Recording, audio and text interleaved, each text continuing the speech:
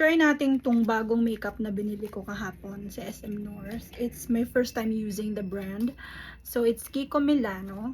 And, naghahanap kasi ako ng pang-contour for a while. Masyado ako nadadarkan dun sa mga ibang pang-contour na nakikita ko ng mga stick or mga cream. And, nakita ko tong foundation nila na naka-sale. Ito yung kanilang Little Mermaid edition. And naka-sale siya, so binili ko. And I'm gonna try it. And let's see kung anong effect.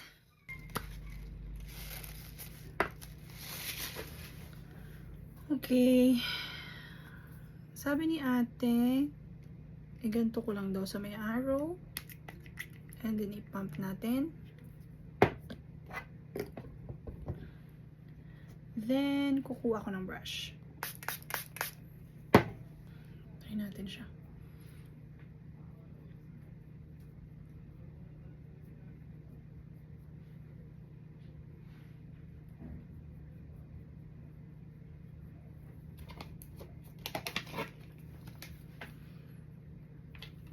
Maganda yung consistency niya. Creamy. Ayan siya. Creamy siya. And meron daw itong SPF 30.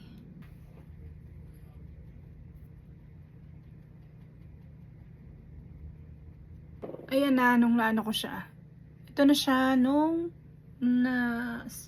ano ko na siya ng sponge. Medyo aayos pa yan mamaya pag nagawa ko ng iba kong makeup.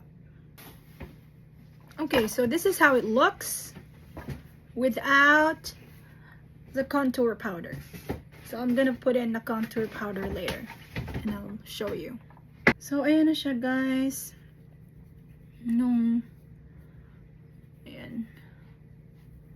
Nalagyan ko na ng contour powder.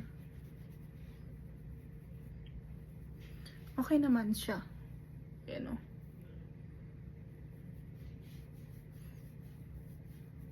Nilalighten ko lang yung kulay. Para hindi masyadong matapang. Now we're gonna try their blush. So, bumili ako sa kanila ng Smart Color Blush. Shade 7.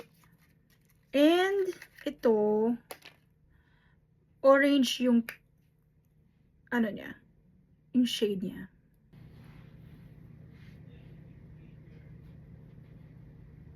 Pigmented. Sobrang ma-orange talaga siya.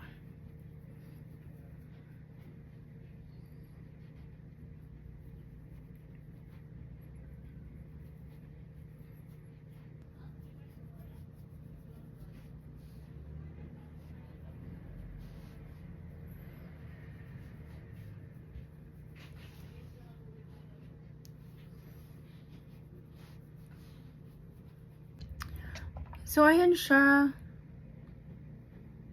Ganyan siya ka-pigmented.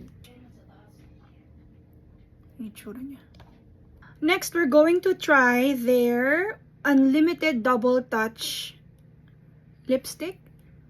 So, hindi daw ito nagta-transfer. Non-transferable daw yung lipstick na to. And long-lasting.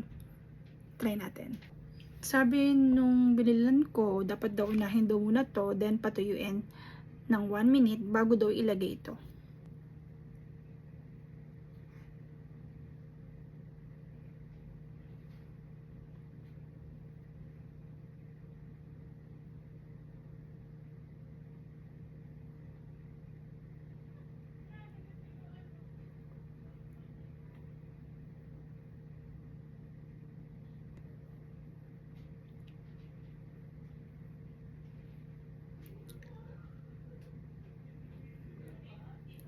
So, ayan yung lipstick. I was actually going for like a light brown. Kaya lang, nagkamali ako ng pili.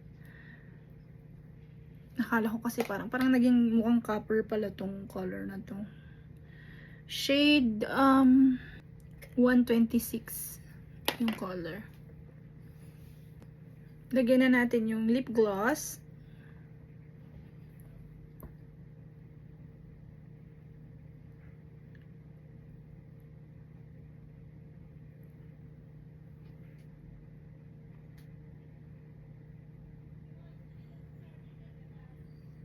Pero nagkaroon ng color. Kulang pa ba yung pag-ano ko?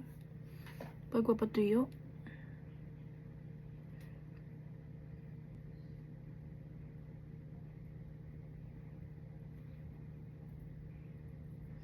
Actually, kaya ako to binili kasi normally yung mga long lasting tsaka hindi natatransfer na lipstick palaging matte. Eh, naghahanap ako na medyo glossy. Kahit na long lasting siya.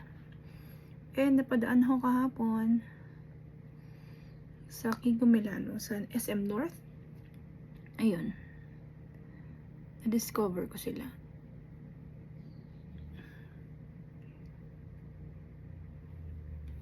So, ayan siya.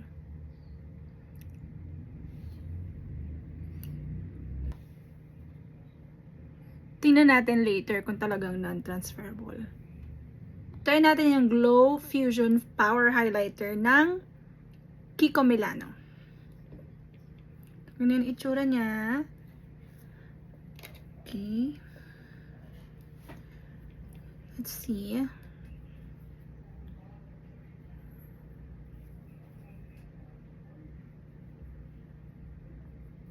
Ooh.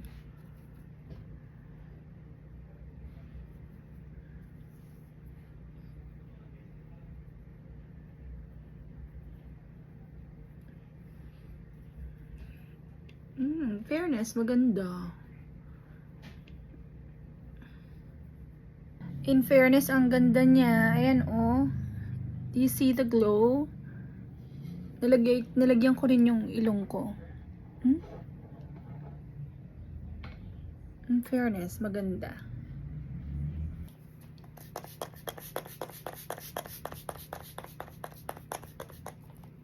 So, this is the finished look, guys. Ayan na siya. Yung lipstick. Walang nata-transfer. In fairness. Yung na-transfer lang is yung pang shine.